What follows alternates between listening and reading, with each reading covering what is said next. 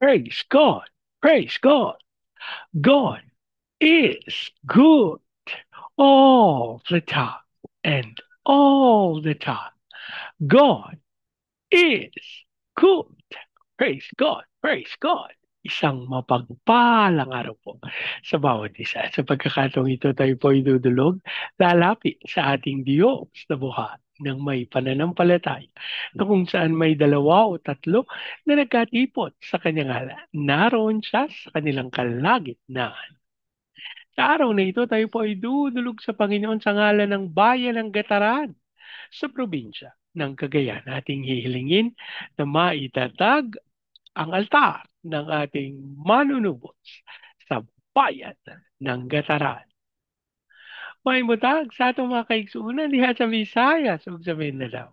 Bisan pa katong atong mga kaigsuunan nga naa sa Luzon ug sa laing nasod. Dalaygon ang Ginoo sa walay katapusan. Ang atin pong pagsambahay mula sa Aklat ng Mga Awit, 78 kabanata, ang talata po ay 13. Hinawi niya yaong dagat. Doon sila pinaraan ang tubig sa magkabilay parang pader kung pagmasdan. Hinawi niya yaong dagat. Doon sila pinaraan. Ang tubig sa magkabila. Parang pader kung pagmasdan. Hinawi niya yaong dagat. Doon sila pinaraan.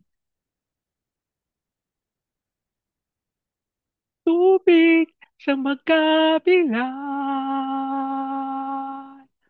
Parang pader kung pagmasdan.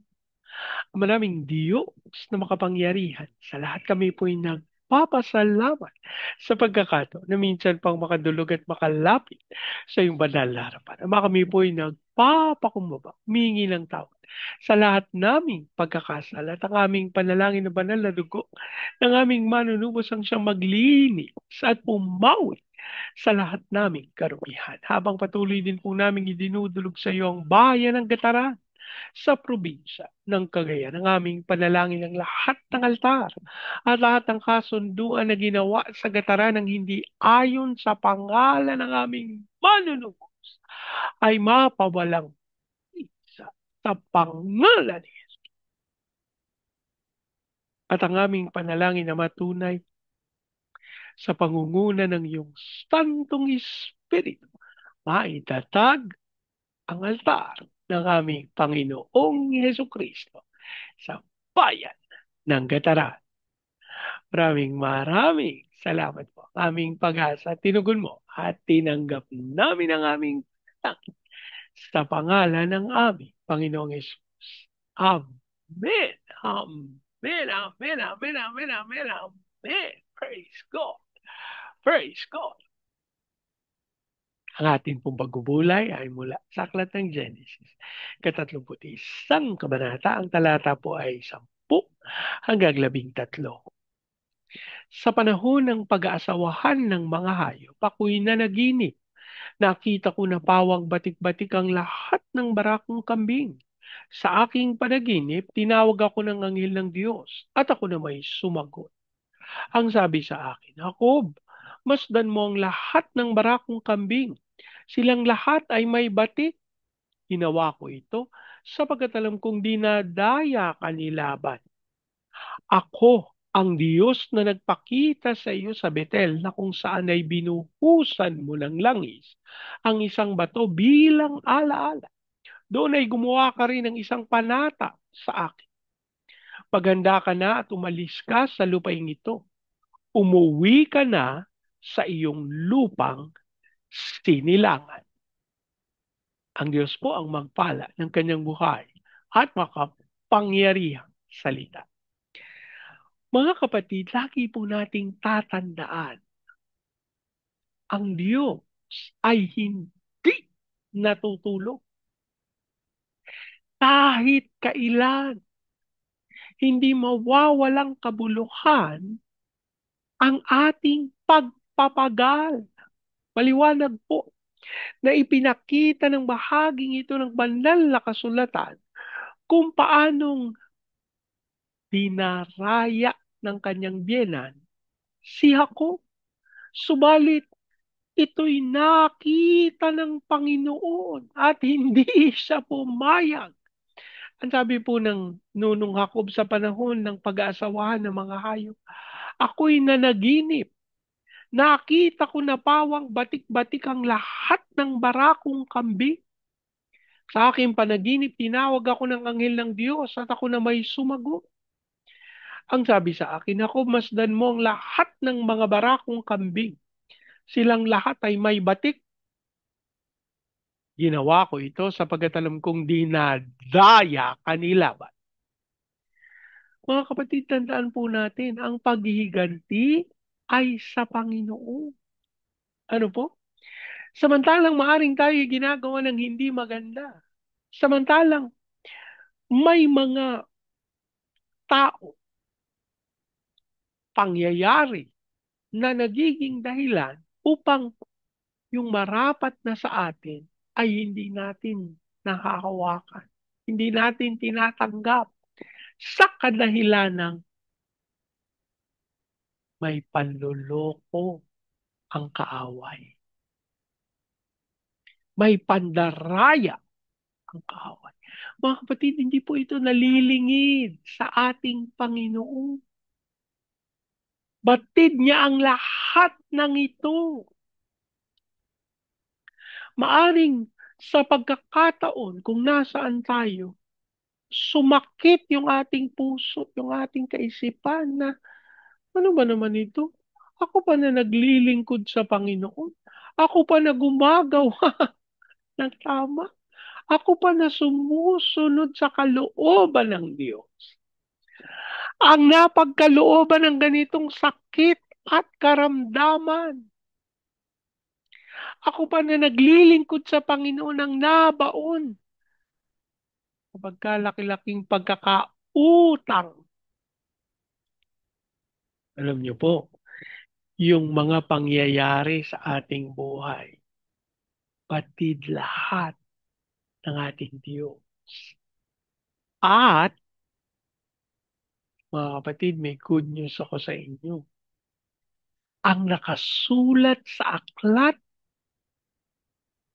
ayon sa ating kasaysayan, yung personal nating kasaysayan, may aklat po si Bernie sa kalangitan. May aklat kayo. Yung aklat nyo, sa inyo nakapangalan. Eh, paano yun, Bernie? Eh, may kapangalan ako. Walang problema. Nakalagay do yung fingerprint mo. Ganun po kabuti ang Panginoon. Ano mo? Na kung may mga nakasulat sa altar na pinipigilan ng kaaway na magkaroon ng katuparan. Aba, hindi pwedeng magaganap ang layunin ng kaaway pero hindi ang sa Panginoon. Mga kapatid, lagi nating tatandaan, mas makapangyarihan siya na nasa sa atin kaysa sa kanya na nasa sanlibutan. Ang kapangyarihan na ating tinataglay ay yung kapangyarihan na nangusap na magkaroon ng liwanag at nagkaroon nga ang katulad na kapangyarihan ang tinataglay natin mga kapatid. Kaya hindi dapat baliwala sa atin ito. Napakahalaga nung mga ibinubukal nung ating mga labi. Hindi tayo pwedeng, naku, makinig po kayo, hindi tayo pwedeng chismoso at chismosa. Hindi pwedeng, alam mo ba si ano? Nakita ko kasama si ano. Naku, hindi mo yan pwede sa atin. Ang tawag po ng Panginoon sa atin, mangusap ng katotohanan, mangusap ng kapangyarihan, mangusap ng kanyang dakilang kaloob. Eh paano, Bernie, kung hindi ganyan ang ginagawa ko, aba, kailangan mong magpakumbaba, tumingin ng tawad sa ating Diyos sa buhay. Sabagat hindi pwede, mga kapatid, na tayo po ay nagtatago sa ating puso, sa ating kaisipan ng mga bagay na hindi nakalulugod sa kanyang harapan. Kaya alam nyo, ang inyo pong lingkod ay ako po, napakarubdob ng aking pagnanais na makapagpatuloy sa pananalangin para sa ating bayan kahit na sa mga balita, alam nyo po yung mga nababalitaan natin, mukhang talo na naman ng taong bayan sa mga nangyayari po sa bansa natin, no? Nagkaroon ng rego doon sa Senado, napalitan yung mga tagapanguna na nagnanais na mabatid ang katotohanan na may kinalaman sa flood control projects, sa mga ghost projects. Eh paano yan? Nagkaroon ng pagpapalit. Eh nakita ko pa, nagbatian tong si yung bagong Senate President at yung House Speaker. Ano po? Eh, mga kapatid, ang tinutukoy nung iba na, bali ba ang ginamit na term? Dracula. Eh, malapit dun sa Speaker of the House. So, ito po mga bagay na ito, paano yung Bernie? Wala naman tayong magagawa. Laban sa mga may kapangyarihan. Totoo po, sa laman, wala tayong magagawa. Pero sa spirit, ang sabi po ng salita ng Diyos, ang ating pakikibaka ay hindi sa laman, kung hindi sa espiritu. Alam niyo, isang beses. Sabi ko talaga sa Panginoon, Lord, alam mo si ganito, ganyan, tinutukoy po ako na pinuno ng bayan sa kanya. Sabi po ng Panginoon sa akin, tinugon ako ng, sabi niya,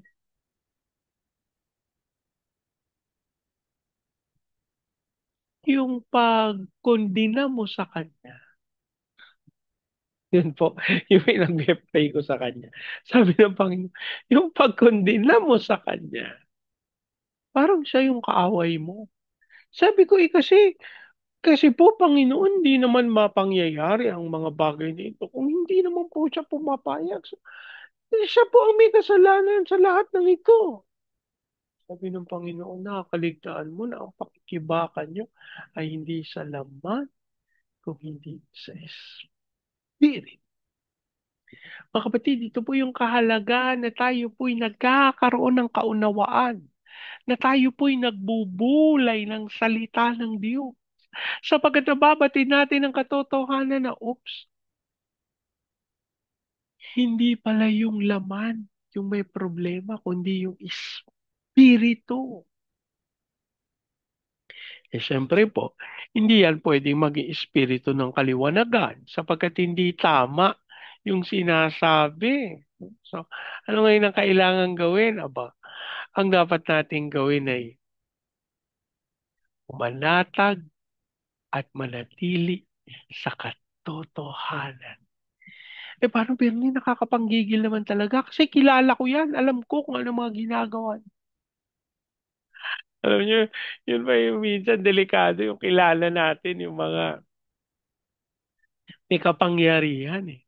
Pero, katulad ng sinabi ng ating Panginoon, ang ating pakikibaka hindi sa laman. At ito po yung ginawa ng anghel. Sabi niya, dinadaya ka ng biyanan mo. Kaya gumawa ako ng paraan. Kaya alam niyo po kung ano sinasabi sa atin ito? Walang makakapandaya sa atin kasi gagawa ng paraan ng Panginoon. Sa Diyos, walang imposible. So, ano ngayon ang kailangan natin gawin? Pumanatag lang tayo. Kahit na anong sitwasyon, kahit na anong pangyayari, hindi na natin ipapanalangin. Ako mga kapatid, sinabi ko lang na pumanatag, hindi na ipapanalangin. Eh yan nga yung pinakamahalaga. Kaya nga tayo nandito para manalangin.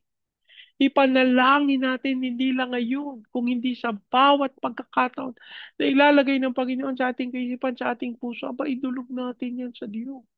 At sabihin natin sa Panginoon yung katotohanan, yung pangangailangan ni siya kumilos ng may kapangyarihan. Kapatid, kapag ang Diyos ang gumawa, sigurado, tagumpay. Manalangin tayo. Ang maraming Diyos na makapangyarihan. Sa lahat kami po'y nagpapasalamat na ang inyong salita ay malaya naming napag-aaralan at nababatid ang iyong dakilang kaloob. Kami po'y nagpapakumbaba, humihingi ng tawad sa mga pagkakataon, Panginoon, na inisip namin pagmamanipula sa mga bagay na may kinalaman sa iyong kalooban at katwiran. Panginoon, patawarin mo kami. Ang aming panalangin tunay ko po ang lumikha ng bagong puso sa amin na susundin ka, mamahalin ka at gaganapin ang iyong dakilang kalooban. Lord, dinudulog namin sa iyo